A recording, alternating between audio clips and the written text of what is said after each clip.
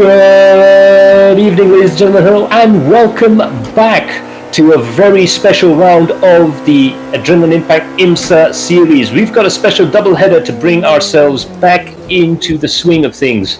We are right now qualifying around the legendary Road America circuit. We've got hypercars and a couple of GT3 cars out there as well. A little bit of a thinner grid for race one, but more and more people are joining the server as we go along. And this is going to be an exciting race. We're going to showcase these cars around the new track, have a look at some of the improvements made since the last time we raced in July, and we're going to have some fun with some endurance racing cars going sprint racing for once. So it's going to be two 20-minute races, and it's going to be very, very exciting indeed. Joining us in the studio, we have Wehan, Bradley, as well as Javier. Say hi, guys. Hello, everyone. Hello. It's great to be attending here today and watching fast cars go around a track in Wisconsin. Isn't that where Road America is? Yeah, it's a bit of a strange one because it's a legendary track, very, very long for a sort of quote-unquote national level track. It's over 6 kilometers long. In another world, it could have been a Formula 1 track, but as it is mainly used for IMSA. There are some IndyCar races, some NASCAR stuff that happens, as well as a whole bunch of GT racing that happens here as well. And I have to say, I think I agree with Murray Walker when he asked the fateful question, why are we racing in Watkins Glen when we could be racing here? Yes, you have to agree with the great man himself. I just want to say that as you were talking and saying all this, I was literally on the Wikipedia Road America, and it was insane. You were talking, and it was in the exact same order, all the way down through IndyCars, IMSA, GT World Challenge, SWCA, NASCAR, Road America 500, Road America 500. What is that? Yep. Yeah, it's a NASCAR Road America 500, I think. No, it's different time. IMSA Sports Weekend. Yeah. From former Continental Tire Road Race or so. Mm-hmm. Yeah, it's almost like I've done that before. It's 1950. Wow, amazing. Yeah. It's a proper old school track, hewn into the wonderful hills here in Wisconsin. Yeah, plenty of elevation changes, which is very special. What makes this track particularly special? Yeah. Although most of the elevation changes are just like around the, I would say somewhere towards the final corners and the main straight. That's where the main differences are. Yes, the climb to that hill looks iconic on television. I remember seeing all those rolling starts with IndyCar and just having the car stacked up, climbing the hill, and then making their launch. Yeah, it's an absolutely special sort of track going around here. Well, let's see if we can get a run through the lap here. I'm coming around the final corner. Let's see if I can actually get across the line in time to do a flying lap and take you guys out on a tour of the circuit. Coming up towards the famous brow and onto the start-finish straight. We go underneath the start-finish straight with 23 seconds to go. This will be my last chance to try and beat John Lamar and Nabil Faz. Nabil Faz, of course, very quick here. We dive down into turn 1. It's a third gear corner. We've got to touch a little bit on the curb and get onto the exit there. Down the short chute into turn 3. Hard on the brakes again, third gear, second gear even. Oh, running a little bit wide there, coming on towards the back straight. And this is a wonderful back straight. Really lets these big endurance races sort of breathe and really stretch out. But it's a downhill entry into this left-hander. Very tricky indeed. You've got to keep the car as straight as possible, use all of the curb on the entry, and a little bit of the runoff on the exit there. Coming down underneath the Corvette bridge, braking hard, down the gear, locking up a little bit. Trying to rotate the car around that left-hander. The right-hander is just a little bit faster, maybe a dab of the brakes, maybe a lift if you're really committed, coming down towards this braking zone here.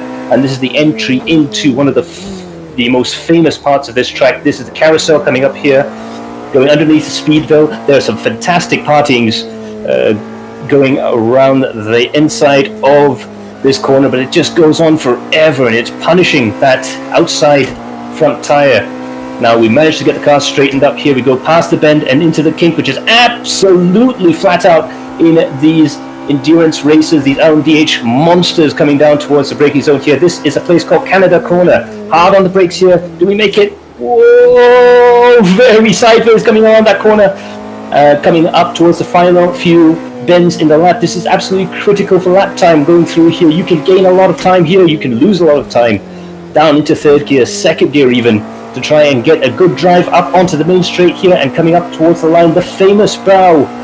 As we go over, we see the pits, we see the crowds on the left, we come across the line, and I did not improve.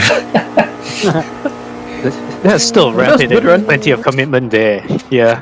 That's not Maybe, too bad, man. maybe too much commitment, to be fair, but it's a lot of fun, I have to say.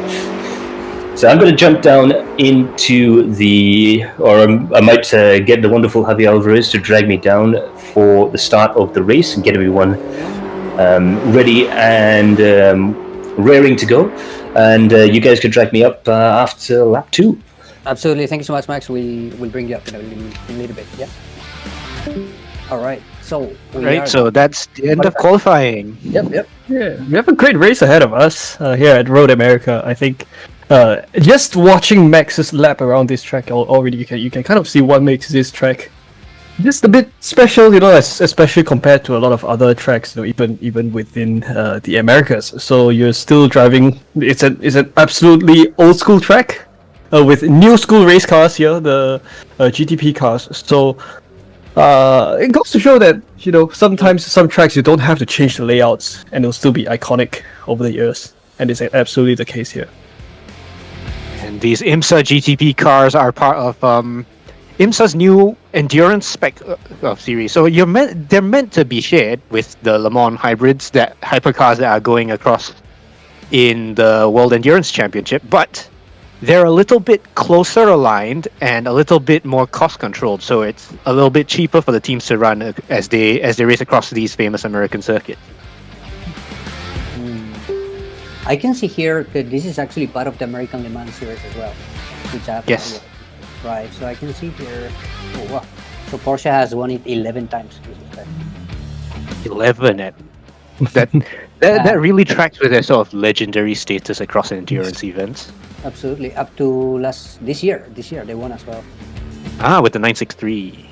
2 hours 40 minutes. Okay, so these are the. So we'll see if the Porsche 963 here has, driven by Max, the only one with the Porsche, I think. Oh, there's two of them. The Hertz Team Jota car back there. Oh, right. You're right, the paint scheme, yes. Alright, so cars are rolling off their grid spots, and it should be green flag in 7.65 seconds time as the drivers come across line for the start of 20 minutes here at Road America. Now already we got a great start by John Lamar with Nabil Faz almost dipped the grass there a little bit just now at the start. But Lamar continues to lead the rest of the field with everyone else kind of trying to squeeze a 3 wide there. Oh, Max Palmer makes him up to second place. Although he moved a bit out, he's gone a bit out wide there. Someone's been hit as well. Oh yeah, absolutely great start indeed. Everyone keeping their car pointed right direction. Some cars getting nudged a bit. There's someone who's gone off behind there, one of the Cadillac GTP cars. But otherwise, it's been a pretty good start for all of the cars, and Max Palmer has fallen down to 4th position, one place back from where he started, and he's already coming under a bit of pressure from Timmy Turbo, who's behind in 5th. So Max will probably have to take the outside line seat in the around. So we have a spin down there, so you can take the inside line, but you want to keep it pointed in the right direction. Oh, we've got another spin up here. That's a Cadillac of race tag. Is he back in the right direction? We can't tell, but Max has returned to where he started, in fact. Nah, that's great. Yes. Yeah, coming up on the mid sector of the track. First time around the carousel. Incredible corner this, and seeing the cars sort of run through it almost reminds you of an oval race, but yet these cars can turn left as well as right. And in fact, we're coming up to yet another right turn as they're going through the kink down to Canada corner for the first time for everyone, and everyone's seems to have lined up and sorted themselves out. So Max is still in 3rd, with Active Current now running in 2nd. He's made up a few spots since the start, and John Lamar is right and running away with it, 2.5, nearly 3 seconds ahead as we come up to the end of lap 1. Yes, round the final corner for the first time, and the two Porsches 1st and 3rd. Oh, race round. That was race tech around at the final corner. Unfortunate there that probably moves him down to P6. But we're back with Max Palmer, who's in third. Continues to be in third in this second lap of the race. But of course, we're kind of timing this race based on time instead of lap count. So drivers will definitely have a definite fixed period of racing that they have around here. Yitmeister in fourth, the other Porsche. He's sawing the wheel. He's using a controller. Yes, that's right. Yes, look at that. This is Incredible amount of talent to use a controller on its own during a race, because you don't have that necessarily that fine steering control, but he's making a really good go of it in the first place.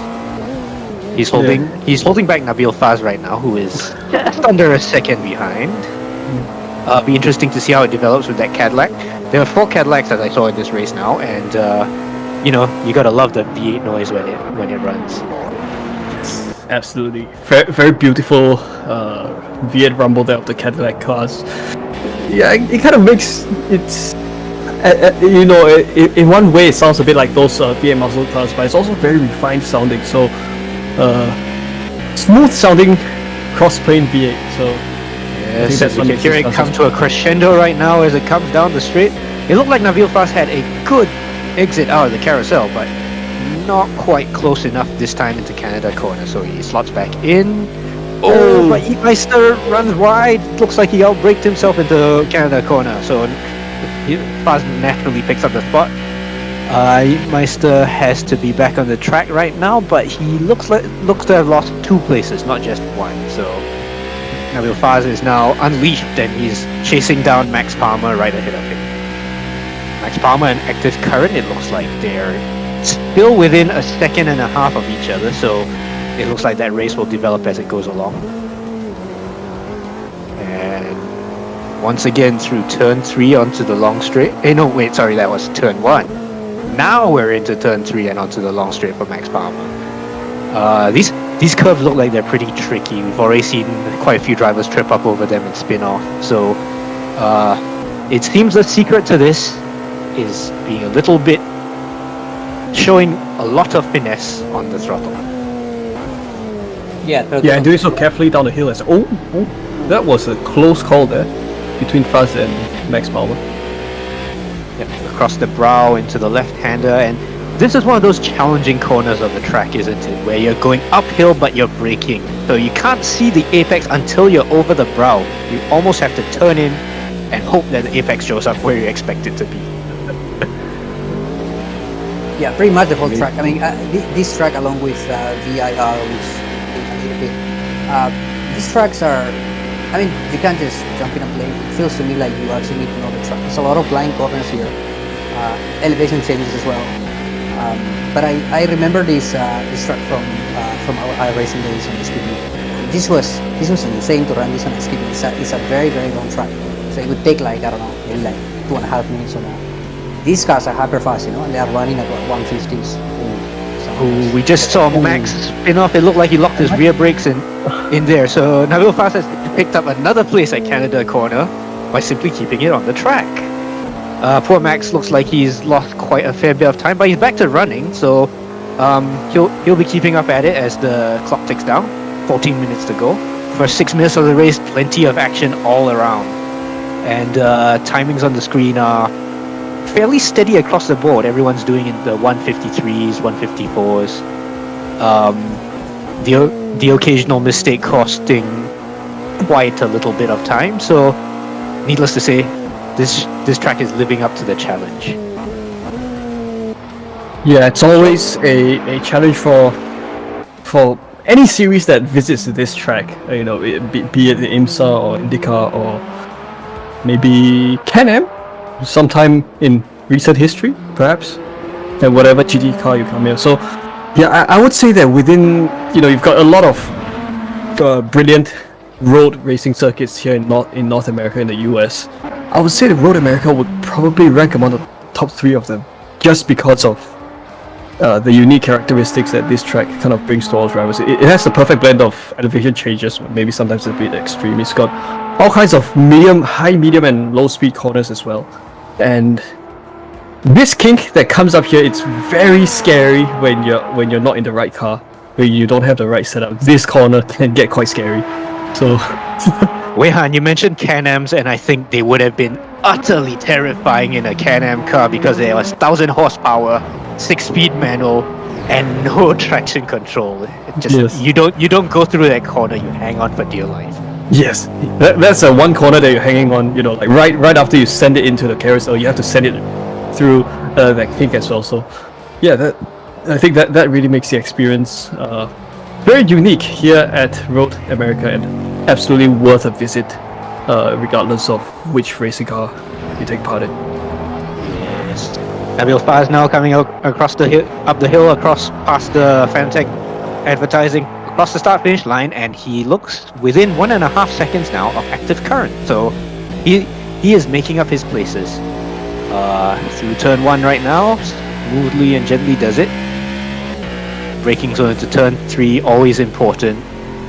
Get the apex and get as good of an exit as possible, because this is a long straight, and the closer he gets, the better the situation is, because then he can take some of that slipstream and boost his speed right up. But of course, once again, it's a heavy braking zone down here. He just misses the apex, but there's plenty of runoff right there. And across the brow again. Yeah, good line there, and especially this part as well. You have to keep left. And then this is a full throttle corner. In fact, this right-hander, you can take this corner full throttle before then braking. Not too much here, and of course run a bit wide there. But we all know Nabil Faz is a pretty fast driver, so he absolutely has it all in hand as he comes around the carousel. He's probably in second gear. Oh, No, I'm pretty sure that's full speed at 4th or 5th, and it looks like he's just under a second now behind active current, so he's making up time.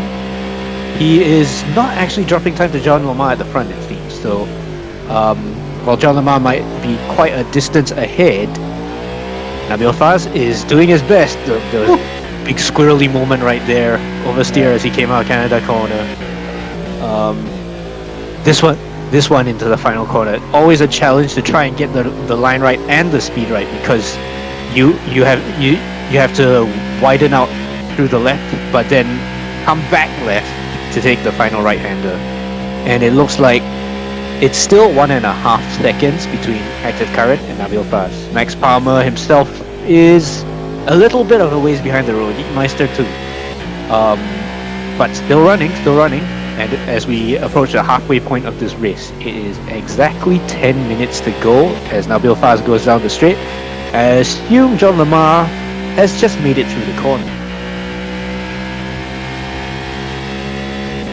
Yeah, great racing action still. Now we continue with Nabil Faz as he comes around the middle of Road America. We'll see if he's able to try to close that gap with active current, which Another oversteer moment. This car is proving to be quite the challenge to drive, especially on power. I wonder if we can see what it looks like from active current tail, because that must be quite the sight seeing a Cadillac stick its tail out at every single power zone. But of course, we also get this fantastic sight of active current in the red Cadillac coming around the carousel. Ooh, that is right on the edge right there. just rimmed the carousel and rimming that curve as well with this round corner. You have to absolutely get your car at the correct position. You're anyway too far inside and you're wasting time, and anywhere too far out and you pretty much send your car out into the wall. But of course, clearing those two corners well, that's active current. It's coming under a lot of pressure, not exactly a lot of pressure from Nabil Faz, but clearing the final three corners. Oh, he's a bit wide. Missed out. Missed the line there. The final corner. He's climbing back. He should be climbing back on now, but Nabil Faz has again made a pass. Perfectly clean as it was, but poor active current now has to try and make that time back up. Nabil Faz now in second place, running in the 153s. Active current had been running in the 53s and 54s as well, but that off cost him about 5 or 6 seconds. That gravel trap can be rather unforgiving, and while Road America has a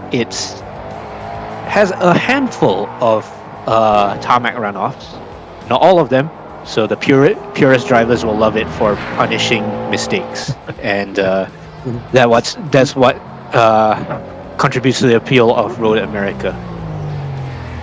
Yeah, I think this track is the right balance between being a purist haven and as well as one which is decently, well, having some of the modern safety features. So you've got the exit of the kink there with no runoff. It's just a curve there. If you miss, you're out. But you've also got some of the other corners like the turn 5 as well as the last 3 corners. Those corners have a decent amount of runoff such that you don't exactly send your car out. Why? Yes, indeed. And I do wonder whether they've started to put safer barriers now at the kink, because admittedly it is a fast corner to go off at. It does actually look like they do have safer barriers, so it's not to worry for the safety of the track nowadays. Of course, you don't really want to damage your car, do we? Bouncing off that wall. Active current now still running in recovery mode. Through the final complex, as Nabil Faz is now a little bit further in the distance away from him. Active current still hanging on back there. Nabil Faz gaining a little bit of time, keeping in the 1 minute 53s, which is fairly consistent. So Nabil Faz has got quite a handle on this powerful monster of a Cadillac. Yeah, sure, it's a monster indeed. Such a, well, Bradley, I think among the roster of GTP cars, I would say that apart from a Porsche, of course, Porsche, that car, most importantly, is because of the Porsche brand heritage. But the Cadillac is, I would say, on top of sounding nice, is also one of the more stable cars to handle. Yeah, that's probably a testament to the General Motors engineers that do their racing program. General Motors, of course, runs, I'm certain, the Chevrolets in NASCAR. But Cadillac has had a mixed history in endurance racing. In the early 2000s, of course, with their North Star LMP, which wasn't as successful as it could have been. So now that Cadillac's back in endurance racing, it looks like they're in a very positive state. They've gotten a podium at Le Mans, and needless to say, they're a force to be reckoned with in IMSA. So they'll definitely be ones to look for on any grid. As Max Palmer again goes into the entry into the carousel. Good apex. And round the carousel again. These cars must go through 4 or 5 Gs as they go through the carousel, as it's just that fast and GTPs are that stuck to the ground. The kink as well. You pull a lot of Gs there. Yeah, though admittedly the kink isn't for quite as long as the carousel. Carousel's almost like roundabout exercise for racing drivers, of course. Yes. It's like that final corner at the Sepang karting track as well. No, that thing is a killer. Oh yes. Has your neck recovered from that karting session at Sepang? Good analogy. I I remember that so vividly, man. Good experience there. But yeah, that's how it feels like.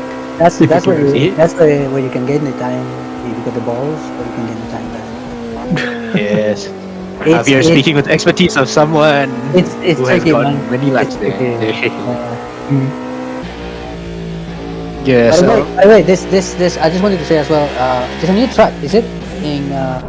There's been a new track open here in KL. We're gonna be looking at it. Yes. Hopefully, we can do some content there and go to open soon. 1.5 kilometers, which is probably the biggest in Asia. Is it, or Southeast Asia? I think it's 1.6 kilometers.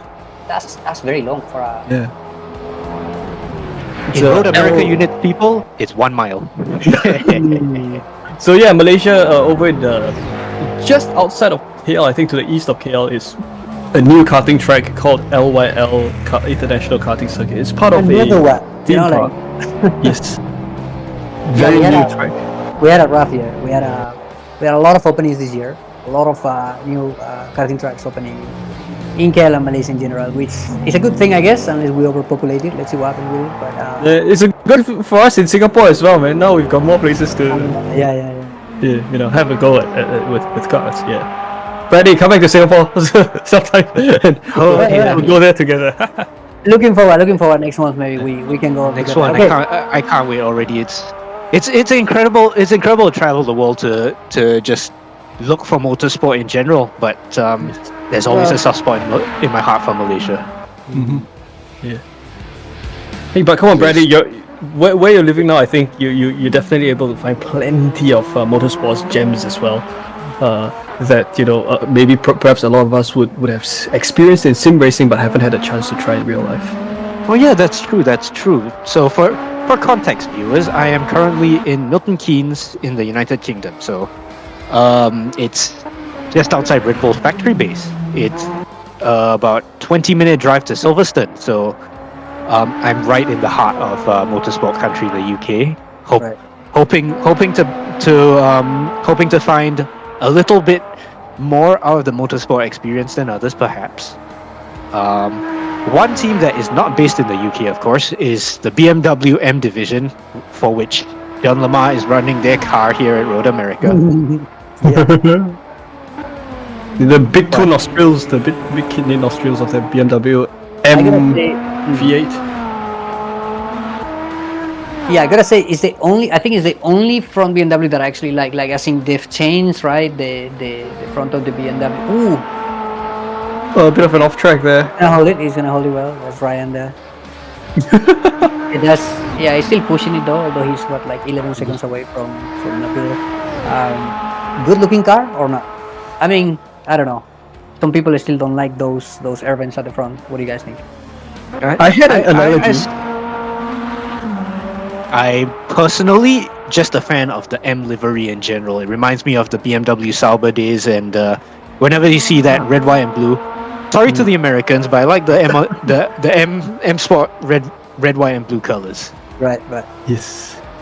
So I have an analogy. So with these new kidney grille designs that BMW M is made, right? My analogy is that you can, instead of entering the car from the door, you can probably crawl into a car from one of those front intakes. Is that big? Yeah. Well, have a look at the one with the BMW M4, the BMW iX. Those are massive. Yeah, so that's what I'm saying. I think they look okay on the very big, bigger cars, but not so much on the smaller cars. Yeah. I'm not sure. But then again, I wouldn't say BMW is the best at design, overall. So yeah. All right, so that's the race done. Yeah. Yes. So this is final lap, and John Lamar is 11 seconds ahead in the lead. Coming through the kink one final time. It's still a spectacular clip of pace. Oh wait, or has the race officially finished, or is he playing on a formation finish as we watch? I think. Oh no, he's run out of fuel. Is it? Oh, he's run out of fuel. Is this still the last lap? No. Oh. He already. No. The right finish. Yeah. So that was already a checker flag that we just probably missed out on. But yeah. Great racing. We're a little bit too happy to talk about the cars as well, but great racing to watch. Yes. Yeah. Right. So we saw a lot of people drop in. I think something else is that we are running this on DLC, so some people might not have the DLC. The next race is gonna be at DIR, which is vanilla from the game. Hopefully more people will join. So I think after this we're gonna come back to the lobby, try to get more people in from the public as well, and hopefully we have a lot more cars on the grid, but also some GT3s, because I was looking forward to see the GT3s together with them. Oh yes. Right. So yeah. Nothing like the classic GT3s. Well, they have the latest here, the Gen 2 or Gen 3. I can't remember now, but basically the latest, whatever is running right now on IMSA. So the new update came a few months ago. So yeah, it would be nice to see. Let's see if they pick those cars in the next race. Which is VIR. So what do we know about VIR, guys? It's a Nürburgring of America. When you sing "Country Roads Take Me Home," I guess VIR is home after all. Yes, it is. Yes. It's a difficult track Uh, also. Yeah. It's got all those twists and turns and elevation changes. Like if you Yes. thought Road America had elevation changes, VIR combines Oh. that with the corners a lot more. So you will have your twisties, you will have your ups and downs, and you've always got to be on point and on the ball because the track does not let up. It does not let up at all. Yeah, And it feels a actually, lot so- like. Yeah, sorry, I was gonna say it feels a lot like when you're racing there. At some point, you don't really know what to expect next because the corners suddenly appear in front of you. yes, yes. Indeed, yes. Exactly. Those elevation changes. I mean, it's a smaller track. I think it's a smaller track. Hold on. It's only smaller if we're just using the full circuit like it is. While it does have an inner loop, that's definitely not the best part of VIR because Ah, yes. if you can see it from the overhead already. It's got its S's, which look even more spectacular when you're coming up to them at 100 miles an hour. Yeah, so those turn 7 to 9 is, I'm not sure it's a full throttle SS, but we're gonna see it probably yes on the hypercars. Like we can see here the GT3. Yeah, this is it. These are the new Gen 2 or Gen 3 GT3, so the McLaren. Oh, that's so Yeah. great, man. Yeah, amazing. Yeah. So I think McLaren, that one is based in the UK. They build their cars out of Woking right now still. Yes.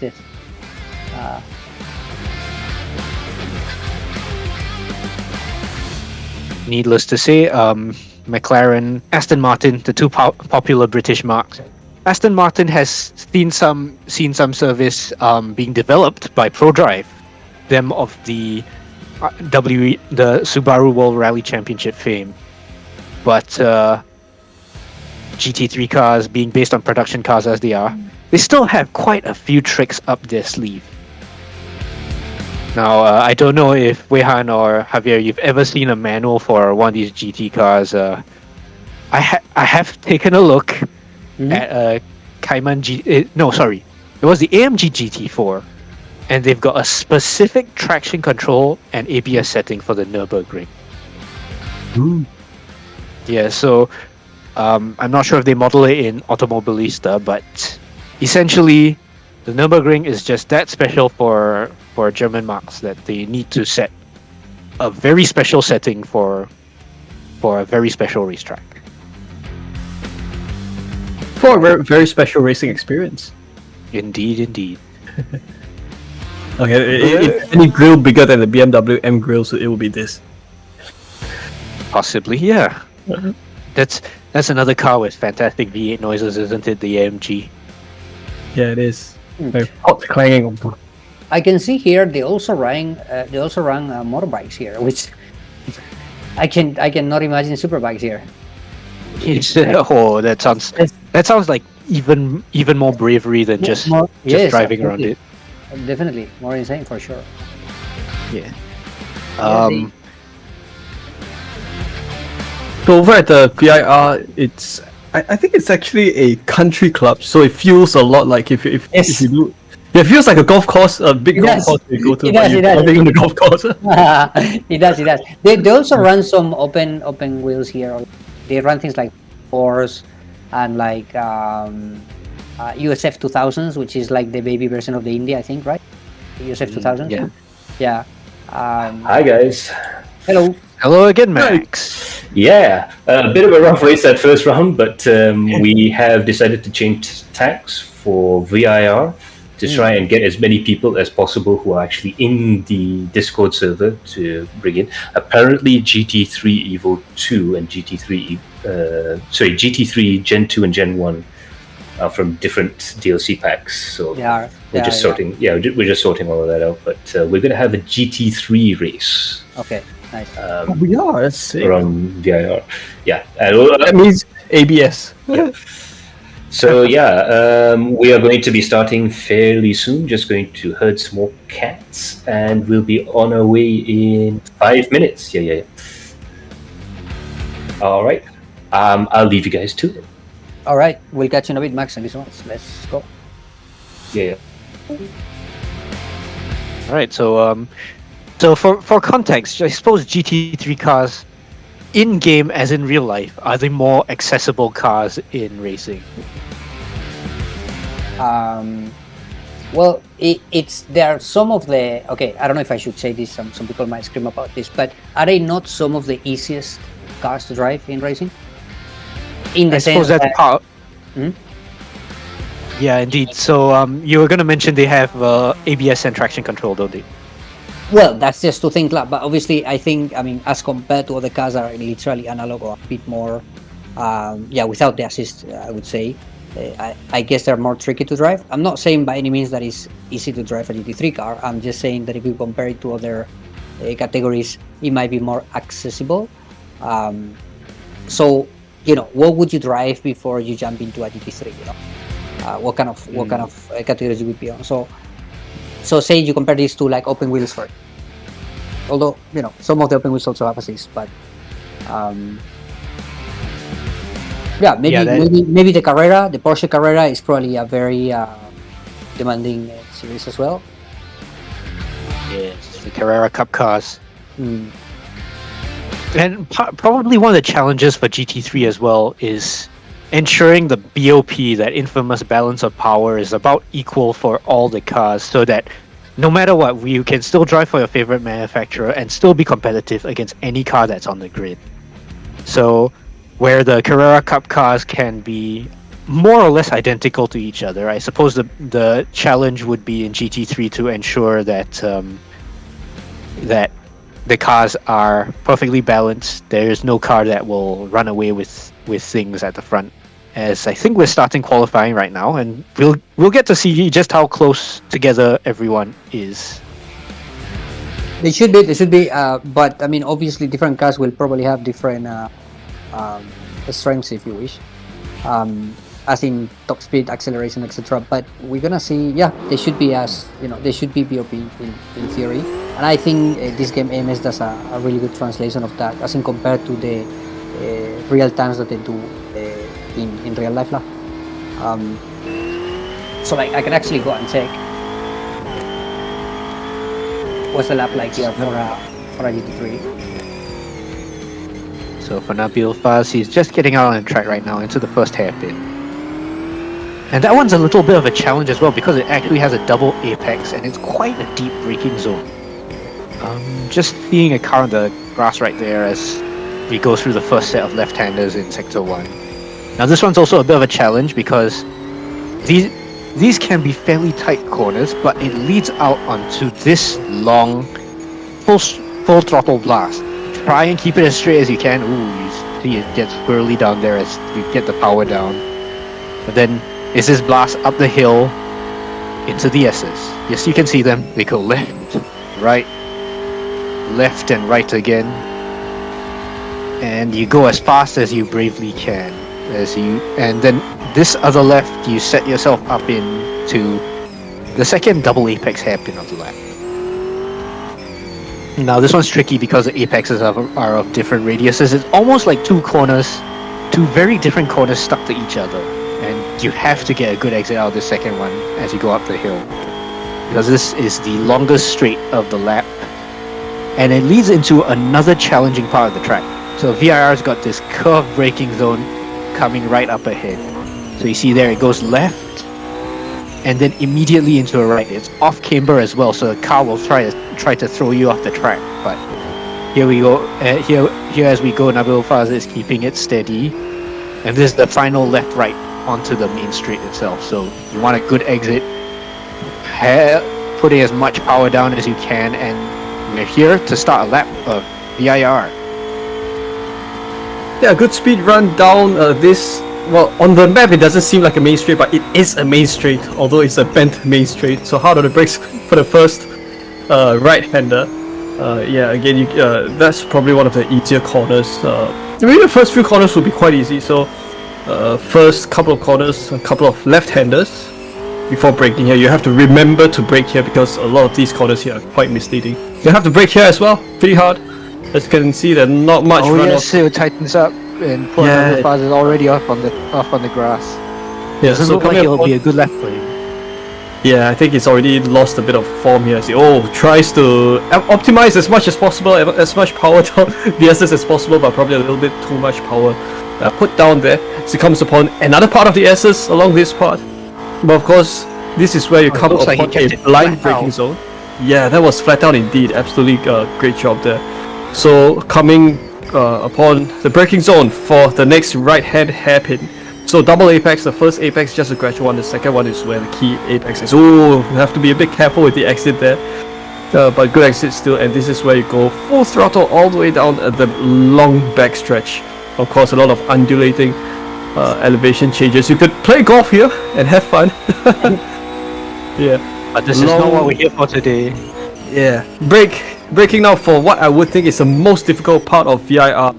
You see, this corner catches you absolutely off guard, and it has just caught Nabil Faz off guard as well. It is a chicane, although it's an off-camber chicane with a blind approach. So that's what makes this corner so tricky indeed. As we have a look at Lamar continuing the rest of the lap for us. He's cleared that chicane, and then now upon this series of right-handers, the final right-hander before coming upon the start-finish line for a almost well done lap here around VIR. It's a difficult place. It's not the easiest place to go racing. He's already thrown down the gauntlet with a 146. So that's a pretty fast lap, especially in these GT3 cars. Max Palmer just setting a 148.4, so 2 seconds off, but it's still early days yet in this qualifying session. 10 minutes to go. Yes, this was the corner that caught out Nabil Faz earlier. He's got it right this time, so it really is deceptively tight as you go through that little left-right sequence. And out of the complex, you don't get a straight line out as you put the power down, so you have to keep turning and accelerating. So that is the challenge, keeping the car fully in control while still fully on the power. Right, so look at the SS that we're mentioning earlier. Is this a full power? Yes. We can't see their telemetry, but I'm assuming. Yeah. So, that's practically neutral steer as he's going around that exit. That is a tight apex, but Nabil Faz still nails it on the way out. This is Max hard to actually. Oh, sorry. Yeah. Yeah, For one second, I thought it was Nabil because my impression of Max's driving is. Okay, Max doing a good job there. Max actually cleared in this chicane here. Very well done. Yeah, so there'll be 2 McLarens at least in this race. So they missed out. Mix Yeah. them up. Ooh, it was right at the final corner as well. Oh, 360 angle? No. So 146 for Ryan. So I can see here the fastest lap ever on a GT3 was on a AMG GT3 Evo 2 years ago. So 144.1. Yeah, Nabil has facelifted his McLaren. Huh? Nabil has facelifted his McLaren. Yeah. However, it's, the Carrera Cup is slower. I'm surprised. The Carrera Cup is 2.5 seconds slower than the GT3 here. That's typical. That's typical because the Porsche Carrera Cup cars are meant to be a feeder, a step up, one step down from the GT3 cars. What the Carrera Cup, the 911 Cups are a bit better in are like probably the straight line speeds, but the braking and cornering is not as good as the GT3. So that's where, when you look at the overall lap time, GT3 cars are that bit faster. Interesting. That probably tracks with some of the lower series like GT4s as well as the Cup cars. They have a little less downforce, so you don't actually go slow on the straights, but it's the corners where GT4s and Carrera Cup and other single make racing series are perhaps a little bit disadvantaged compared to these full fat GT3s. Full fat does not mean slower, as you can clearly see. Nabil Faz now is setting his first full flying lap, and it's a 156, so he's got room for improvement right there. Dietmeister is just ahead on 154. We have 3 drivers in the 140s already, so Max Palmer, and John are the top two with the 146 and the 148. And probably another challenge around here at VIR is the fact that the curbs are not really your friend. So this is probably on the level of being very unfriendly, as you can tell that Nabil Faz is actually sort of avoiding the curb so he can get he can get his power down properly. Yeah, and I wonder why Wish has got the Wipers on. Wipers on, indeed. Yes. Must be a hotkey that was mapped and accidentally bumped there, or maybe it's raining on Wish's end, but we just can't see it. Is that sounds like a that sounds a little bit unlikely, but we can't tell. I don't think so. I think it just triggered the. Yeah. Yeah, you can trigger it manually. Yeah. So you need a wiper to divert the airflow away, man, so that you can go faster in the straight line. Yeah. You know, if Formula 1 had wipers, right, it could be a moving element to provide some aero benefits. Why haven't the engineers thought of that? Part of that issue is just how F1 is actually not necessarily that innovation focused specifically, because only one person and one team will get it fully right in the end. So part of the challenge is, along with all those innovative solutions they find in F1, like the infamous dual axis steer that Mercedes managed to deal out, they also have to balance just getting the teams as close as possible, keep the racing as close as possible. Almost like GT3, but in F1's case, you essentially have to write rules around the smartest and the best engineers in the world. In fact, on that note, so I've heard it said often that Formula Student and Formula SAE are actually more innovative than Formula 1 because they just have so much more open rule set. So, for reference, those of you who don't know what Formula Student and Formula SAE are, these are collegiate competitions where university students will get together and build their own race car and take it racing. And you might have seen that video of the fastest 0 to 100 timing by this tiny little car made by a bunch of university students in Zurich, which did that 0 to 100 km/h run in less than a second. So if you remember that, yes, that's a Formula Student right there. Wow. That's a Formula Student team right there. And if you wonder how they get that, some of you are trying to do the physics and the math and wondering, how in the world can they do that when nothing Tesla or any electric car pulls out does that? The secret is fans. Big underbody fans which actually suck the car to the ground even when it's not moving. So you don't need wings for downforce for that sort of thing.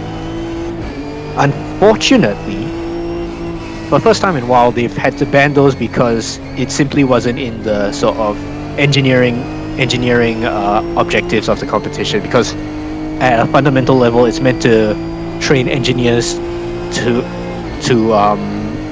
have a future in whichever branch of engineering they're in, whether it's motorsport, automotive. So I guess you will not see those sort of 0 to 100 timings again in the near future, but you will still see plenty of automotive innovations from new batches of university students as they build more race cars. Here we see Nissan GT3 along with the usual McLarens. Yeah, we can stick a fan in the middle of a McLaren. That would be nice. I believe the original McLaren F1 had a fan. You never see it, but it was there. They were small fans, mostly meant to help with downforce somewhat at higher speeds. And it's interesting to see how, for example, Gordon Murray has dealt with that problem of downforce. So Gordon Murray is the original designer of the McLaren F1 all the way back in the mid 90s, and that car he designed was modified, of course, for Le Mans. So plenty of racing pedigree down there. But Gordon Murray, when he was designing the F1, was focused on mainly getting it to be good as a road car, which presents some challenges when a car goes fast. Ooh, as we see Nabil Faz spinning out the grass here is unforgiving at that final corner. So it's a big challenge. You want to get as much power down as early as possible coming through that final corner, but it's one of those undulations where you drop as well as turn, and if you're not careful about it, you'll do what Nabil Faz did there and wash out and spin. And there is no runoff at all around here in VIR. Yeah, it's one of those super old school, but looks like very new. Well, no, not exactly new. It is a proper old school track that kind of pushes you to the limits because you know you've got challenging corners more so than Road America. Plus the fact that the racetrack is very narrow, sometimes too narrow for comfort at various points. Indeed. It'll be interesting to see how this larger grid plays out as they come down the first corner. 13 cars around this track will definitely be entertaining as we see Max Palmer entertain us again with a little bit of power oversteer. He's less than a second behind John Lamar at the front, and Nabil Faz and Surprise Face in fourth. So Max has been practicing. That's great. Nice. Yeah. I wonder how Max's G29 is doing. Oh yeah. So, well, Logitechs are venerable, aren't they? They've been most everyone's first entry into sim racing, I think, perhaps. It's still my current wheel though. My G27 is still right here. Oh, still trucking. That's excellent. Yes. But I only touch it like once a year nowadays. Fair enough. Yes. We've only got 10 seconds left to the start finish as we see everyone trying to get their time in. It'll be interesting to see how the timings end up when everyone crosses the finish line. So now everyone has to be. Ooh, Max Palmer's just had a spin. He will not be improving his time. We've still got a large handful of cars out on track. I think we will have at least 10 time setters, which is useful, which will definitely be good for them on the grid. Conveniently, we have ghost mode, so we will not have issues in qualifying of hey, he blocked me. Right, it looks like everyone set their times. Top 10 is as you see it. John Lamar in first, Max Palmer in second, Yeetmeister third, Nabil Faz fourth, Just Monica in fifth, Acetone 94 in sixth, Operator 247, he misspelled operator, in seventh. Wish is in eighth, Django Fett in ninth, and Sushi, I assume it's Sushi Nick in 10th. Django Fett, so we've got to worry about a bounty hunter race. Hopefully no one's had a bounty put on their head at turn 1.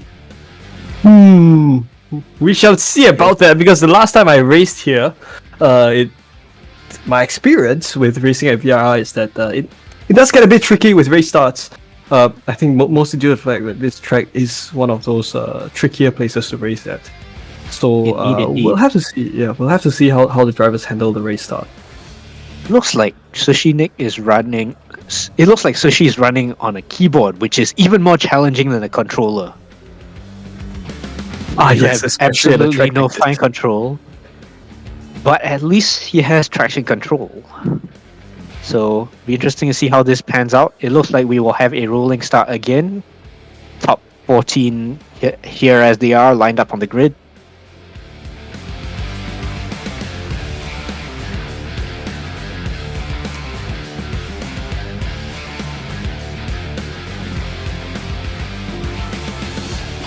So as we hear the engines rumbling, idling on the grid, it's probably going to be a bit of a rolling start before the drivers go to the start-finish line and go full throttle.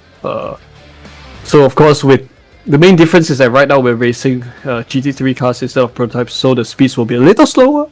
The downforce a little less, probably cornering speeds also a little lower, but still the same amount of excitement and probably, arguably, a little more bumper-to-bumper rubbing and racing. Hopefully with these GT3 cars. So that's definitely something for us to look forward to as the drivers will take on the green flag in just a moment's time. Yes, so I suppose we get to see the two cars Oh, it's a standing start. So it looks like everyone's launched and away. But they're still lined up tidily. Oh no, it is a rolling start indeed. No worries. And it looks like the green flag's dropped and away they go. Yeah, Max And, Palmer takes the race lead. Max Palmer. Oh, John Lamar back to the race 2 by lead. 2 into the first corner.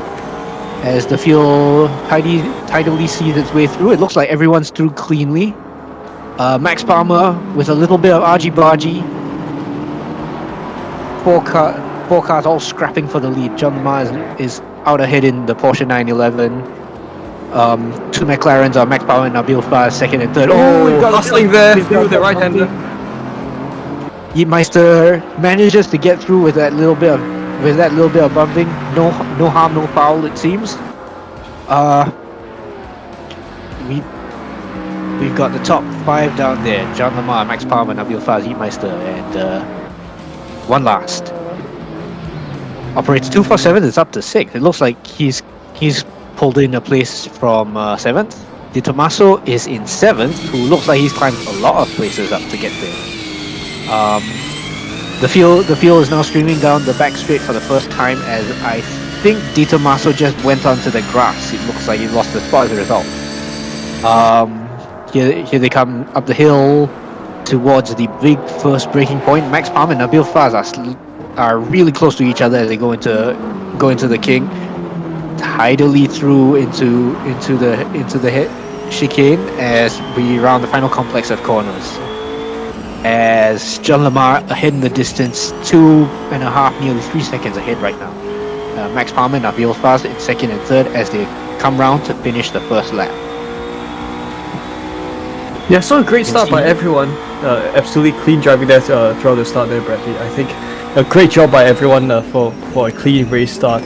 Of course, everyone had their attempts at trying to make overtaking moves work, but the positions throughout the grid seems to still be kind of intact at this point. So, Nabil Faz got a bit wide there. I think a bit of contact, perhaps, between. He's on the grass. He needs to recover back onto the track. I think he's had a bit of a spin as well. It looks like that contact has had a lot of effect. It's played havoc with third and fourth.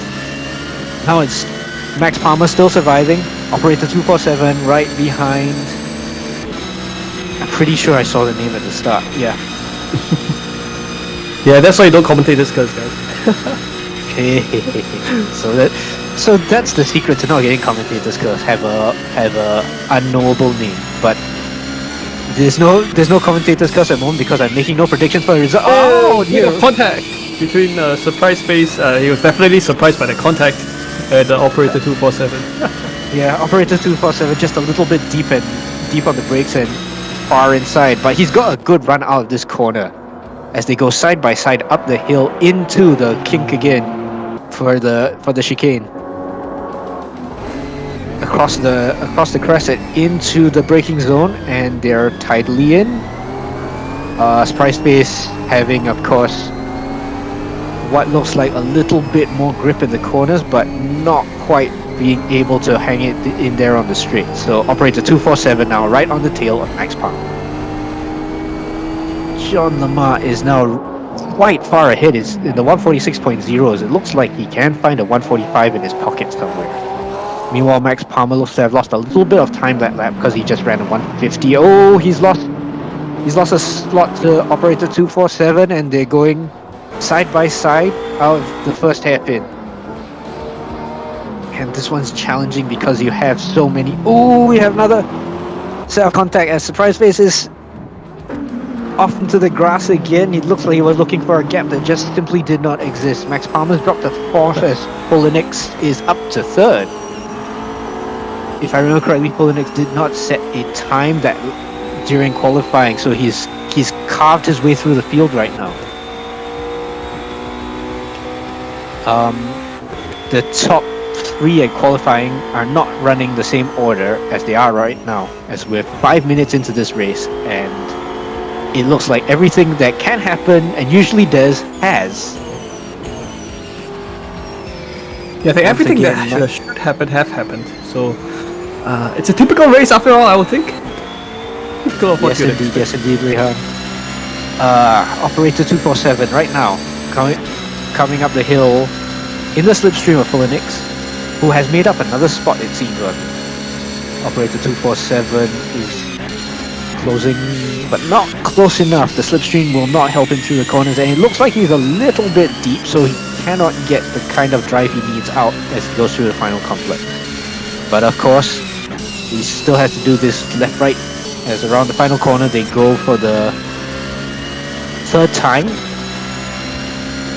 Cross the start finish straight again, and Phoenix should have a pretty good lap time right here.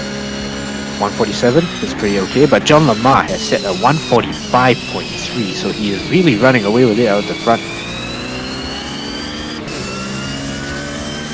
Acetone is now in 5th. Acetone, I believe, has climbed up at least 6 or 7 spots from the start. Django Fett, of course, is in 7th. Surprise Face is in 6th after having had a big handful moments. It looks like it will still be a close race all the way up and down the field. Currently, it's 1.5 seconds between Phoenix and Operator 247. Max Palmer is another second behind. Here for 6th and 7th, they're within a second of each other. Yeah, so great, Up some through great the action SS here. they go. Yeah, one of the Indeed. trickier parts of the circuit. Into the braking zone, and it looks like Surprise Face just doesn't quite have the same level of commitment as Django Fett. But Django Fett does not quite take the double apex with the best line possible, but looks like they go side by side as Surprise Face has had an off moment. Side by side up the hill. Overtake work. Indeed. And now can he hold on to it? It looks like he's got a sufficiently useful gap, and he will not be challenged into the braking zone for the chicane. The difficult chicane. You don't want to be overtaken into this chicane. It will all 9 out of 10 times will end badly. So great that the overtaking move was cleared ahead of time, and it now come towards the final corner, and this corner is where it's quite easy to go off track, but both drivers keep all 4 wheels on the grey part, so that's good. And Django Fett's up a position ahead of Surprise Face. They now make their way into turn 1 for yet another lap. Yeah, right. Nissan GTR versus McLaren. So, Surprise Face makes the overtaking move work once, almost made it work through the inside. Tried to make an overtaking move there work, but because it's left-handers coming up in the next few corners, Django Fett will continue to hold on to his position with Surprise Face trailing behind as he has in the previous lap. And of course, here at VIR, you can overtake at a lot of places, but some places it's just more tricky than others.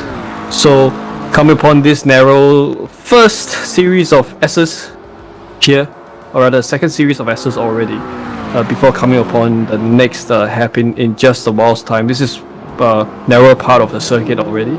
Coming upon the right hairpin. We're now with Max Palmer, who I think shares the same paint scheme as Django Fett, so it's probably a bit easy to mix both cars up, so that's fine. So Max's last time by seems to be a 152, or is that it? Yeah, I think that's the last time by. So I think Max has kind of maybe slipped a couple of positions, but we can still see if he's able to climb back with 11 minutes of racing to go to try to retake some of the positions previously lost, as he has his sights set on Acetone 94, just a couple of, I would say 10 seconds ahead. As Looks Max like Acetone now is coming past the back marker, so is Mac Palmer. We're letting a back marker by. It looks like it's been in the wars. It's got no rear wing anymore, that poor AMG GT3. Hey, you know what Yes, that means? That means you've got more top speed. Yes, but you've got no downforce for all these corners. Oh yeah, you have to have that. It's a big challenge. I can't tell if Phoenix has set the fastest lap of the race, but I know now that the top 3 are running in the 1 minute 45, so there's plenty of pace there. Quite well BOP, I would say. Is it? It looks like it. The top 3 are 3 different cars, are they not? Yeah, I think the BOP is pretty good. I think 45.1 is probably the fastest on the race. Yeah, so that's the fastest lap of the race so far as we're coming up to the halfway mark. Operator 247 hasn't quite been able to set the fastest lap of the race himself, but having been in the 1 minute 45s, he has good pace throughout this. So pretty much like real life, 144.3 to 145.1. So yeah. Indeed. Now, as Operator 247 climbs up the hill, Wow, look at that elevation. and it's a fantastic view as you see them coming across the hill and then It's fully probably committed faster in real braking. life. Mm. Yes. Bradley, have you been at Branstad in real life? Oh no, I still haven't, but it is just down in Kent. I You plan should. on bringing a car there one day. You should totally if you are nearby. And yeah, Branstad is one of the I've lived in a couple of circuits in the UK, but Branstad is actually, I was very surprised of the elevation change as compared to what you see in the sim. As in when you see it in real life, it's very impressive. Ooh, it looks like Max Palmer's got quite a fair bit of damage at the rear of his car. He's lost his rear wing and the bumpers. Bumper's tangling a bit. So Jango Fett's passed him. Well, Max Palmer will have to nurse this car back to the finish as best he can. Max has loose probably parts. Indeed. Well, He's definitely lost a lot of downforce there. Yeah. It'll be interesting to see if... lightweight. We'll see how long the bumper can stay on, man. Indeed.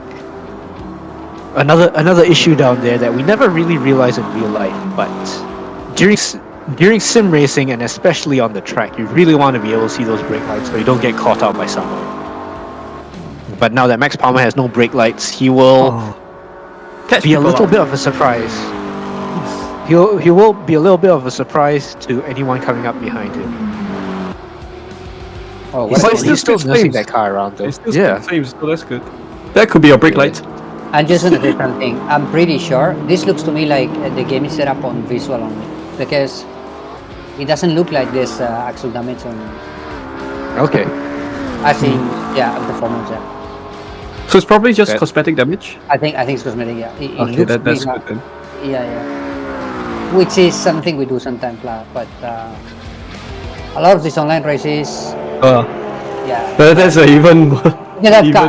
How can a car run like that? Without damage?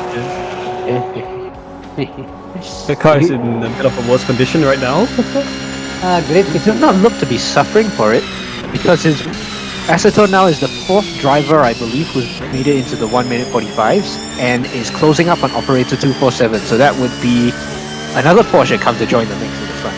Yeah, he probably crashed just now. The lap before operator.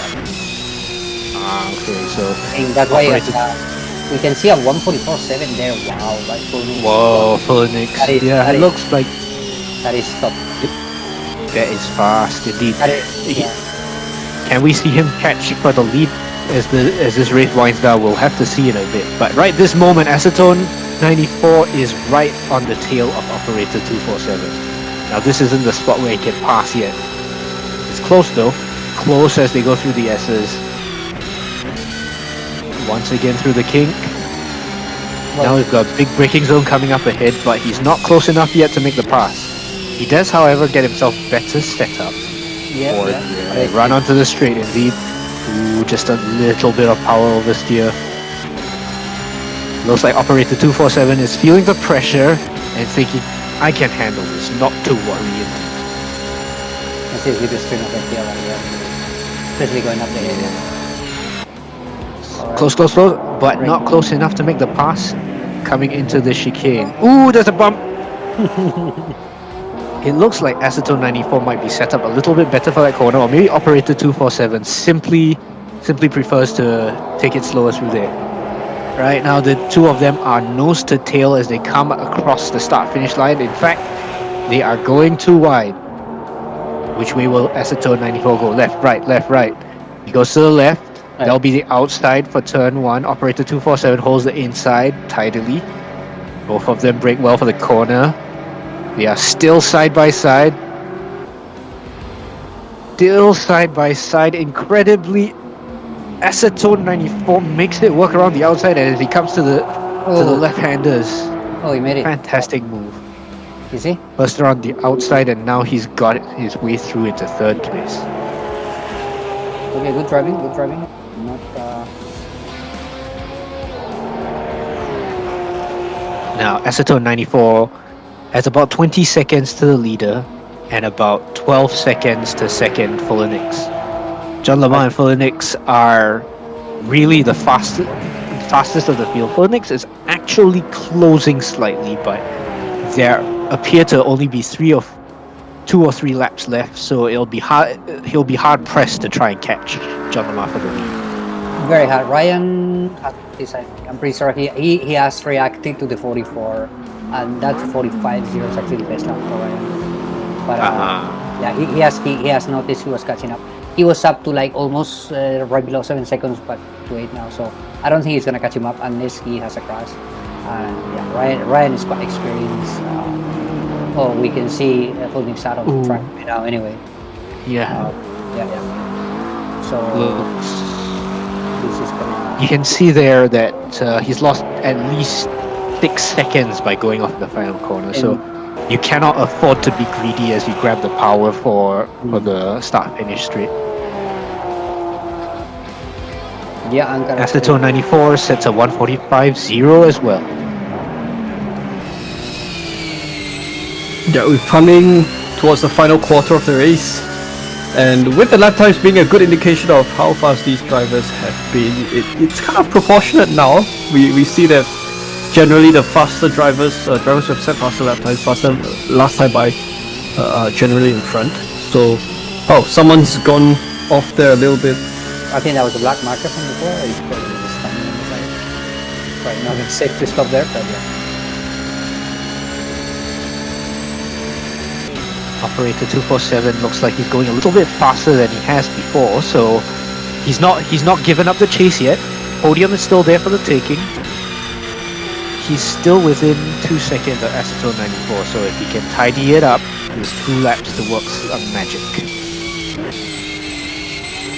Max Palmer back there is in the 147s at the moment. Got 148s for a surprise space. Meatmeister, after the many minor moments he had early in the race, is in 9th, and so she's down in 10th. Be interesting to see if now the race is beginning to settle down, if there will be any new fast laps from the people further behind. But at the moment it's still Ryan at the front.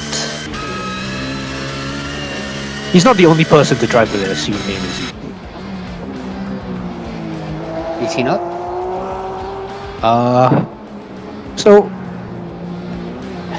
there are quite a few famous stories from the annals of motorsport that tell of drivers who run under false names when they go to Le Mans. So Right.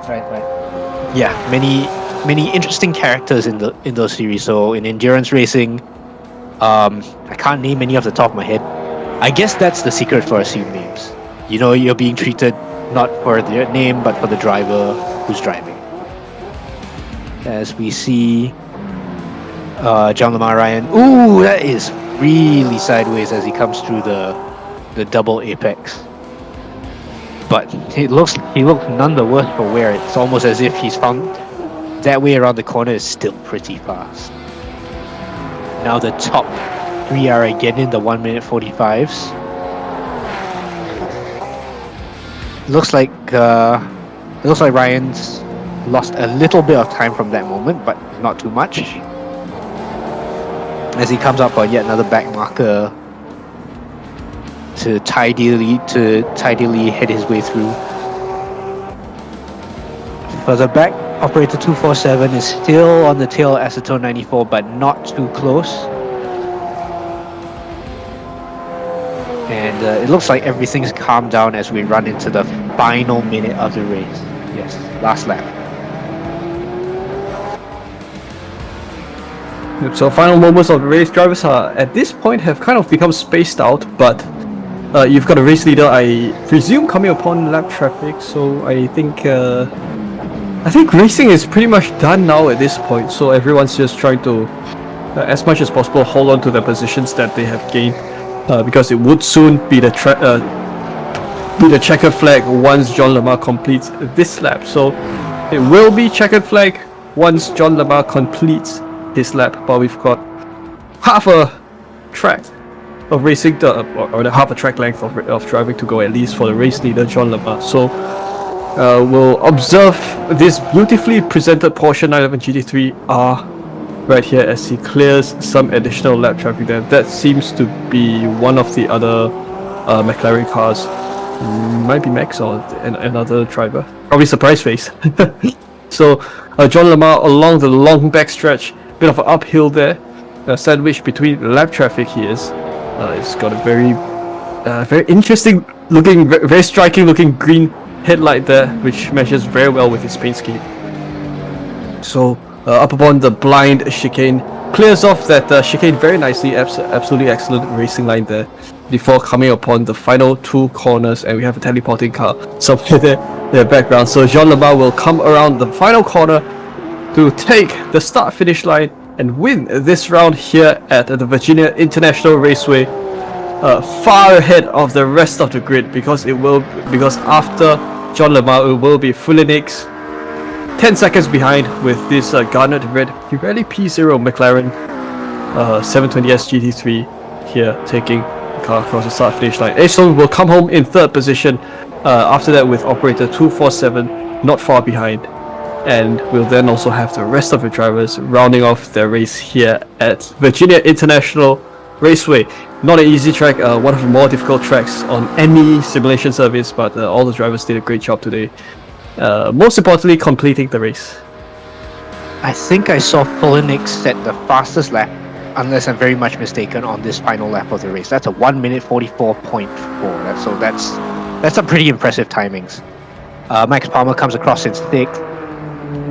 Surprise Face has had some surprises during this race, but he still comes to the finish line in a comfortable 7th. Good showing from him, plenty of battles up and down the field and driving quite tidily to the finish. Now Yeetmeister still has to finish his final lap. He's got 60 seconds to do it. It looks like it's hardly impossible now I think about it. Yeetmeister and HBR, it looks like they're not quite on the same lap. Can't quite tell the details as he takes to I can't tell if that was a pit lane or escape road, and we have wrapped everything up for the rest of the race. So there's your top 10. John Lamar in first, Fulinix in second, Acetone 94 in third, Operator 247 in fourth, Django Fett in fifth, Max Palmer in sixth, Jess Monica or Surprise Face in seventh, Yeetmeister in eighth, HBR 1407 in ninth, and Sushi in 10th. All right, amazing. I think we're gonna either bring Max up or we're gonna come down and speak to all of them.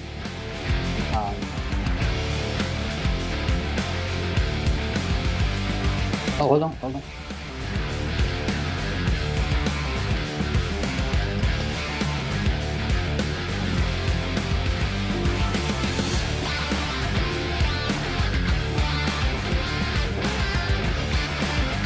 And that were the two races for today. With the IMSA GTPs at Road America and the GT3s at Virginia International Raceway. That's it. So we are gonna be back. Oh, okay. Yeah, this is actually this was original endurance series, but we decided to run these two as a sprint. We are running the full or as much as we can IMSA series calendar for MS. So actually, we are now looking at October, right? So next month will be at Indy, Indianapolis, VP. But it will be a 60 minutes race, which is what it was originally. Let's go down there with the boys. Then, yeah, we can see here. You can see at the actual calendar that we've gone through. We don't have all the tracks, but most of them, and the ones that we don't have, we have some of them for something similar. So we'll be running all these till December, which is done via our Indy in October, and by then hopefully I can race with them. I think we're gonna drop down there. Guys, shall we drop down with the boys before we leave? Okay.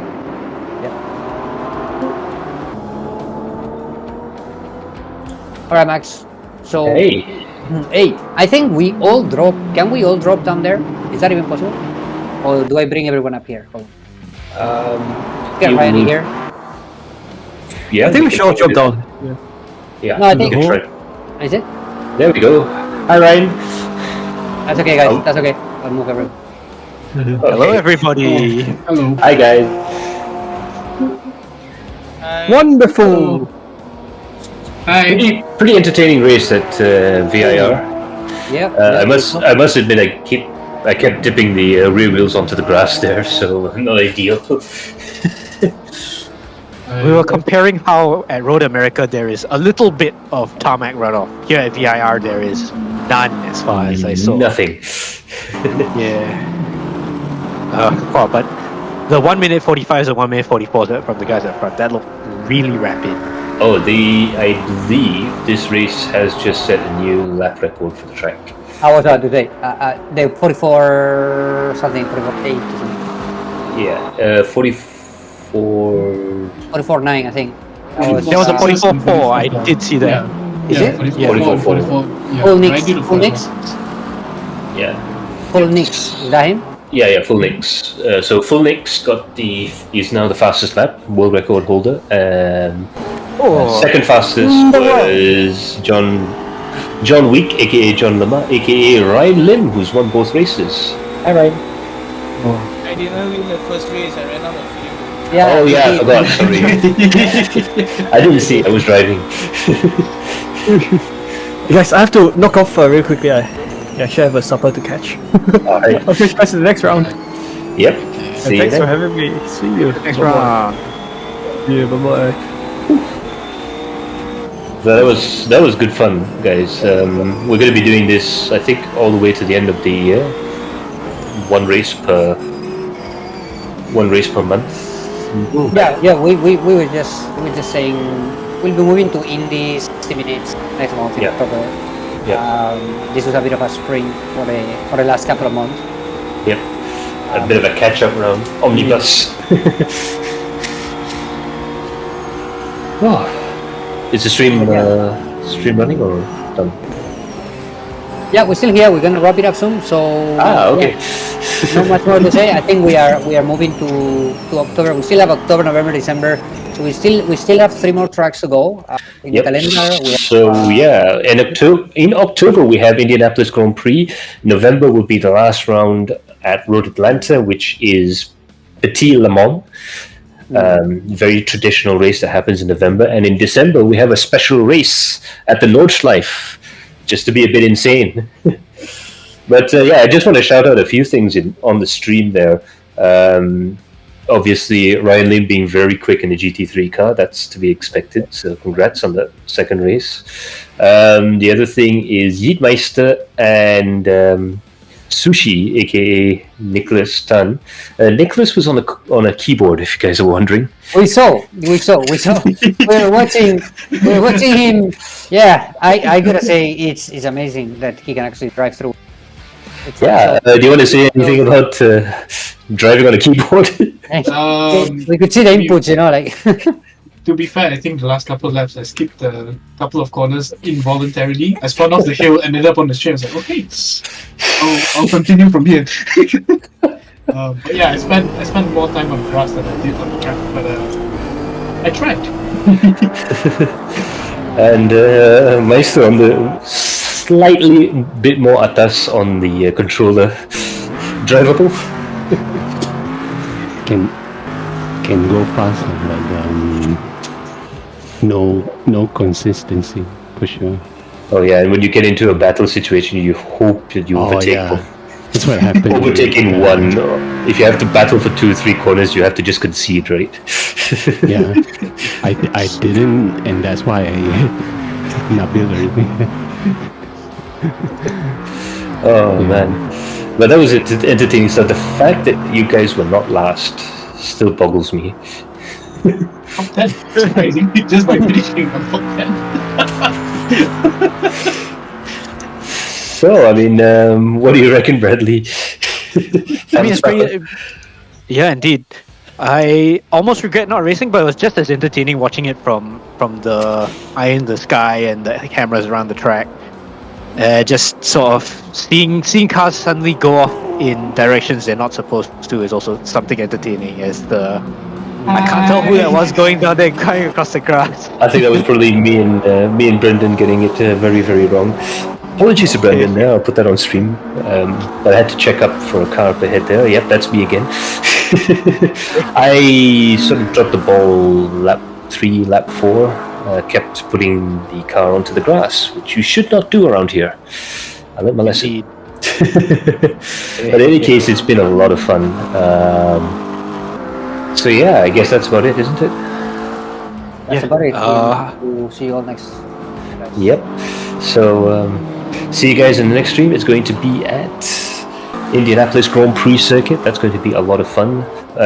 Mixed road and oval or roval track, and then in November we will have our own little Petit Le Mans. Maybe we could do a special thing for that race. We're definitely going to do a special thing around the Nordschleife. We did do something special this time around. VIR is incredibly tricky to race with hypercars. I know they do actually race GTPs and hypercars around this track IRL, but they get paid a lot of money. And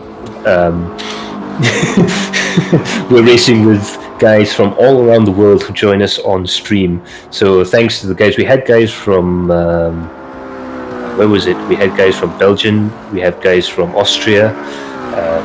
In fact, Fulnix, I think, was in Austrian. Fulnix.